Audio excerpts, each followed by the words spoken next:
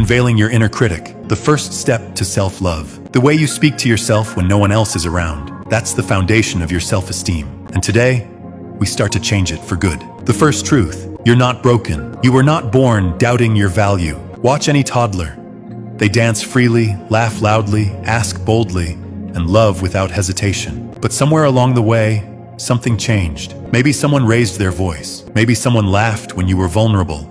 Maybe love was withheld when you didn't perform. And so bit by bit, you internalized a silent message. You must earn your worth. This is where the inner critic is born. It's not just a voice, it's a pattern, a survival tool, a protective shell, but one that now keeps you stuck. The inner critic, where it comes from. The inner critic often wears the voice of someone from your past, parent, a teacher, an ex-lover, or even society itself. It may sound like, you'll never be good enough. You're too sensitive. You need to toughen up. You're not what people want. These messages repeat until they become beliefs, and beliefs become the walls you live behind. But here's the truth. That voice, it isn't yours, and it never was. It was passed to you, shaped by wounds that weren't even about you. You just carried the echo. Real talk. How the critic shows up. Let's be real. The inner critic doesn't always yell. Sometimes it whispers. It shows up in small, subtle ways. You hesitate to post that photo because you think you look off. You replay awkward moments in your head for hours. You downplay your wins so others won't think you're bragging.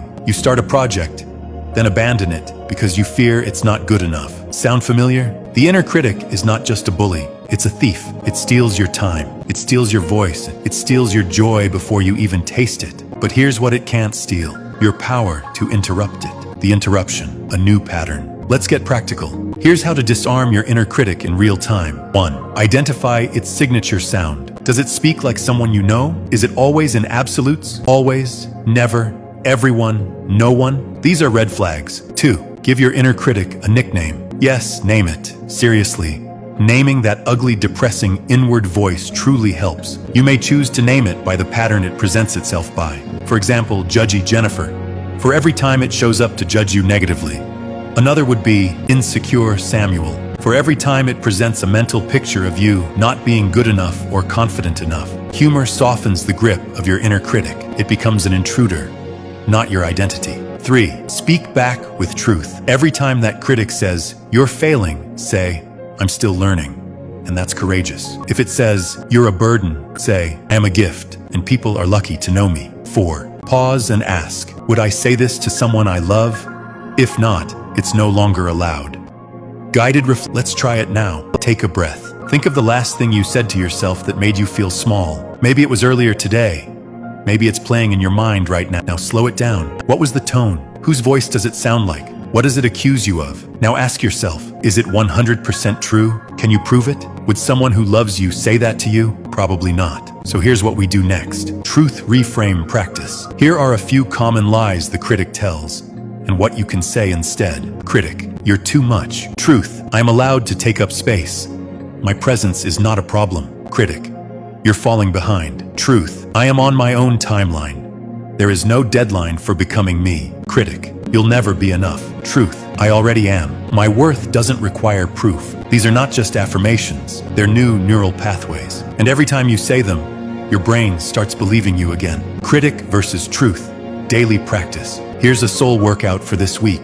Create a 2-column journal. Left side, what the critic says. Right side, what I know is true. Each night, write down a lie you heard in your head that day, then lovingly correct it. This isn't fake positivity, it's emotional detox, and it works. Why this matters? If you don't confront the critic, you'll constantly sabotage your self-love journey.